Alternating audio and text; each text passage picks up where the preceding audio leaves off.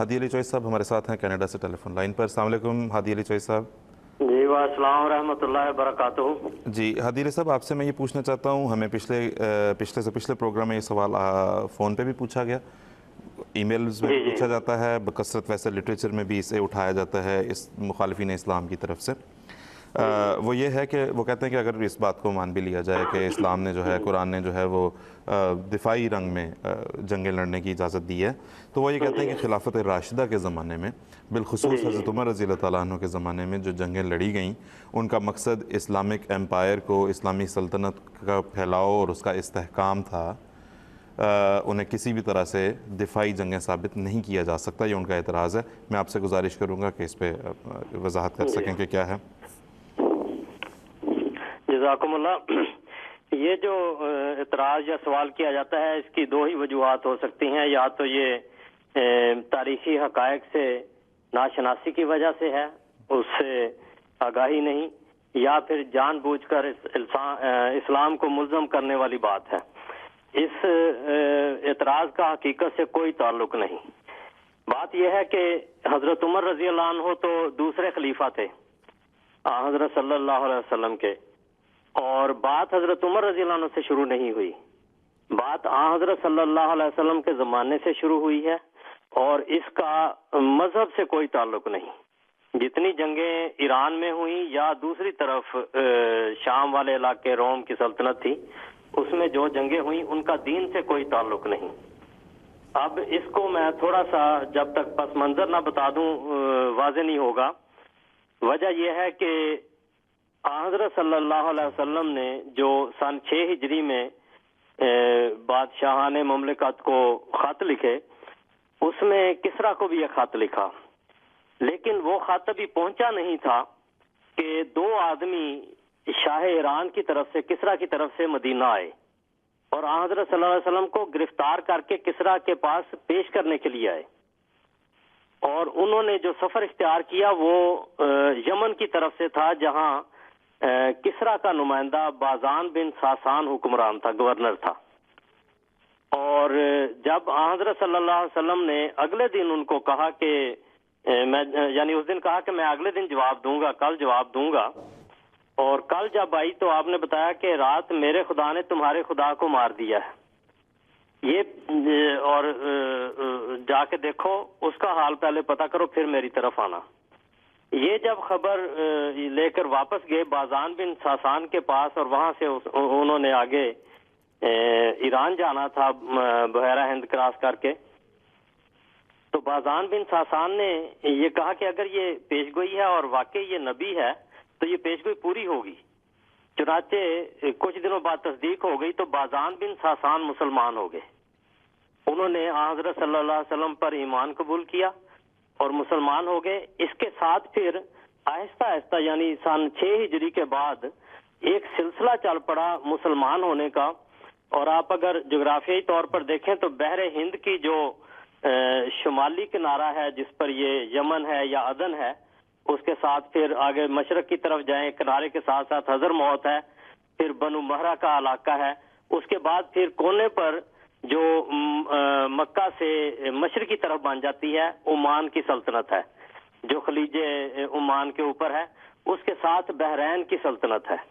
तो ये सन 6 हिजरी से सन 7 हिजरी के अखीर तक ये सारे इलाके के लोग, जितने भी बादशाह या अमीर या रईस थे, ये मुसलमान हो चुके थे।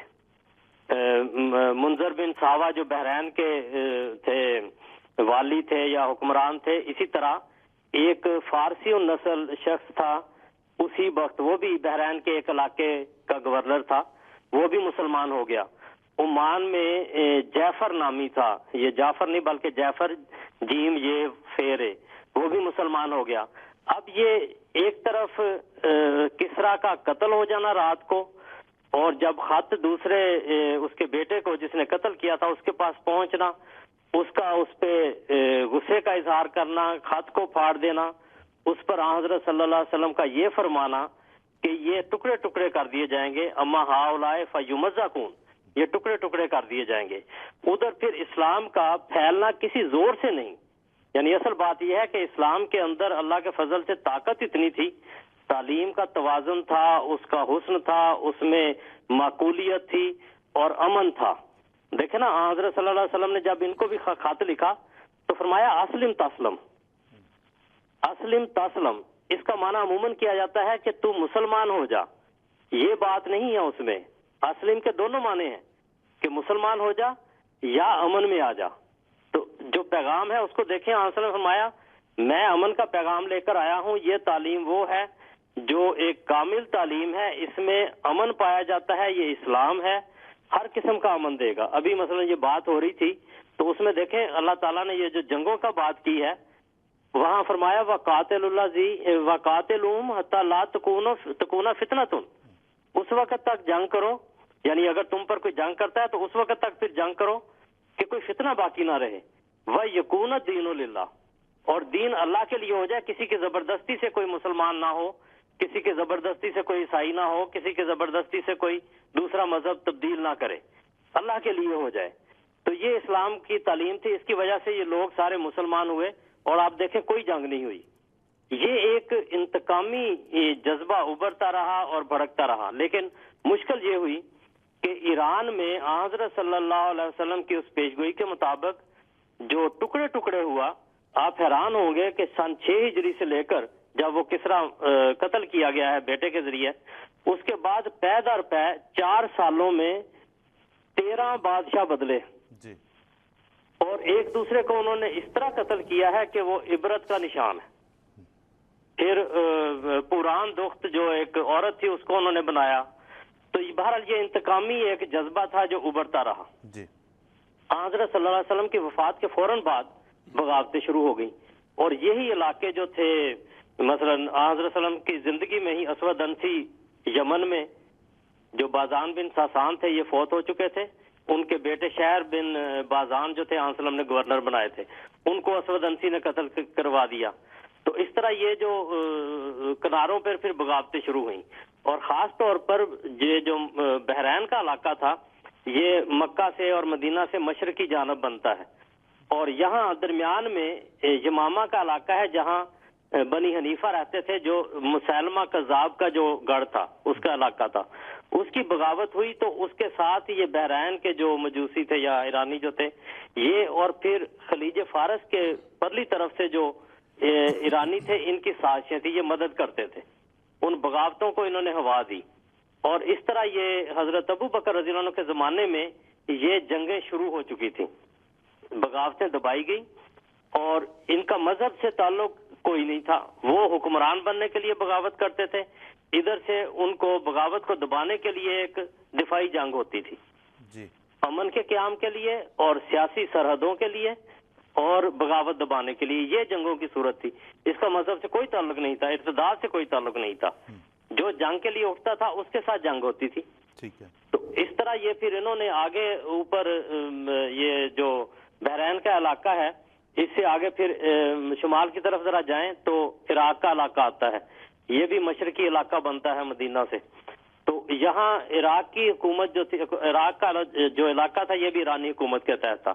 یہاں جو عرب لوگ تھے، عرب قبائل تھے، یہ پسے ہوئے تھے ایرانی حکومتوں سے کیونکہ یہ دجلہ اور فرات کا علاقہ جو 300-400 میل کا علاقہ ہے سرسبز و شاداب اور بہت غلہ پیدا کرنے والا ہے. تو یہاں کے عرب لوگ جو تھے غلہ پیدا کرتے تھے، ایرانی لے جاتے تھے کیونکہ حکمران وہ تھے اور ان کو غربت کی حالت میں رکھتے تھے، آپ وہ کھاتے پیتے تھے. تو یہ ایک انتقام ادھر عربوں میں بھی تھا، عراق کے عربوں میں. تو جب یہ بغاوتیں ہوئی ہیں تو جنگیں ایسی بن گئی جو آپس میں خود مختاری کی نشانیاں بھی تھیں کیونکہ جیسا میں نے عرض کیا کہ بادشاہتیں ٹوٹتی رہی اور ایران کے اپنے کئی علاقے خود مختار ریاستوں میں بدل رہے تھے. تو وہ اپنی طاقت بنانے کے لیے یہ مختلف کام کرتے تھے. تو حضرت ابو بکر رضی اللہ عنہ کے زمانے میں ان بغاوتوں کو شکست ہوئی اور یہ لوگ جو شکست کھاتے تھے یہ پسپا ہو کے پیچھے جاتے تھے اور وہاں پھر اجتماع کرتے تھے، طاقت بناتے تھے، پھر حملے کی تیاری کرتے تھے. تو اس طرح یہ جنگیں آگے بڑھتی رہیں جس طرح آگ سلگتی جاتی ہے. تو اس امن کے قیام کے لیے اور سرحدوں کی حفاظت کے لیے یہ جنگیں کرنی پڑی ہے. ورنہ یہ لوگ عرب کے سارے علاقے میں جو حضرت ابو بکر رضی اللہ عنہ کے زمانے میں بغاوتیں دب چکی تھی، آپ دبا چکے تھے. ان کو دوبارہ یہ ہوا دیتے اور حملے کرتے، یعنی باقاعدہ جنگی حملے ہوتے تھے. تو اس طرح یہ جو ہے نا مسلمانوں کو اللہ تعالیٰ کے فضل سے فتح ہوتی تھی. یہاں ایک اور بہت عظیم الشان لیڈر ابھرے جو بحرین کے بنو بکر بن وائل قبیلے کے ایک شخص تھے، مسنا ان کا نام تھا. تو ساتھ ہی قبیلہ بنو شیبان ہے، ان کا نام پتہ نہیں شیبانی کس طرح پڑا، شاید بچپن گزارا ہو وہاں پہ، لیکن اگر حالات پڑھیں تو یہ اس دور کے خالد ثانی بھی تھے. تو بہت طاقتور انسان یا جنرل تھے. انہوں نے بھی اسلام قبول کیا اور یہ مسلمانوں کی طرف سے بہت اچھا دفاع انہوں نے کیا اور جنگیں لڑی. حضرت خالد بن ولید بھی، حضرت اکرمہ بھی اور کئی صحابہ مختلف مہمات پر بھیجے گئے. تو یہ جنگیں جو تھی یہ پسپا ہوتے تھے ایرانی لیڈر، آگے جا کے دوسرے علاقوں سے مدد لے کر پھر جمعیت کرتے تھے. تو یہ حضرت عمر رضی اللہ عنہ کے ساتھ تو چونکہ مستشرقین ویسے ہی ادھار کھائے بیٹھے ہیں اس لیے الزام لگاتے ہیں، ورنہ اصل دیکھیں تو ساری جارحیت ہے جو ایرانی بادشاہوں یا گورنروں یا رئیسوں کی طرف سے ہوتی تھی، اور حضرت عمر رضی اللہ عنہ کے زمانے میں پھر آخر تک یہ چلتی گئی اور جنگ نہاوند اور قادسیہ کی جنگ کے بعد یہ سلسلہ ختم ہوا. اور یہ جو آخری ان کا بادشاہ تھا، چھوٹا سا لڑکا تھا، اس کو انہوں نے بادشاہ بنایا، لیکن جب یہ آخری اس کی شکست ہوئی ہے اس وقت 16-17 سال اس کو عمر تھی. یہ پھر سمرقند کی طرف چلا گیا اور فرغانہ میں پھر بیچارہ مارا مارا پھرتا رہا. بالکل ٹھیک. تو بات یہ ہے کہ حضرت عمر رضی اللہ عنہ نے ایک موقع پر آ کر یہ اظہار کیا کہ یہ جنگیں پھیل گئی ہیں، ان کو اب بند کر کے کسی طرح امن کی صورت قائم کی جائے. تو اصل بات یہ تھی کہ سرحدوں کی لڑائی تھی، سیاست کی لڑائی تھی اور جارحیت تھی جو دوسری طرف سے آئی تھی، اور اس کو ختم کرنا ضروری تھا، ورنہ اسلام کی سرحدوں کو خطرہ تھا، مسلمانوں کو خطرہ تھا اور اسلامی جانوں کو خطرہ تھا، مسلمانوں کی جانوں کو خطرہ تھا. تو اس میں کوئی کسی قسم کا علاقے کی وسعت کا نہیں، بلکہ حضرت عمر نے جیسے میں نے عرض کیا کہ ایک دفعہ اظہار فرمایا کہ یہ خامخواہ آگے چلتی چلی جا رہی ہیں، ہمیں مسلمانوں کی جانوں کی حفاظت کرنی چاہیے. اچھا، اس میں ایک حیرت انگیز بات یہ بھی ہے کہ اسلام کی تعلیم کی یہ خوبی تھی کہ پیغام پہلے پہنچ چکے ہوئے تھے، یا اس کا اثر تھا کہ یہ لوگ جو شکست کھاتے تھے ایرانی، ان میں سے بہت سارے بڑے سچے مسلمان بنتے تھے اور وہ مسلمانوں کی طرف سے اپنے لوگوں کے ساتھ ہی لڑتے تھے اور ان میں سے ارتداد بھی کسی نے نہیں کیا.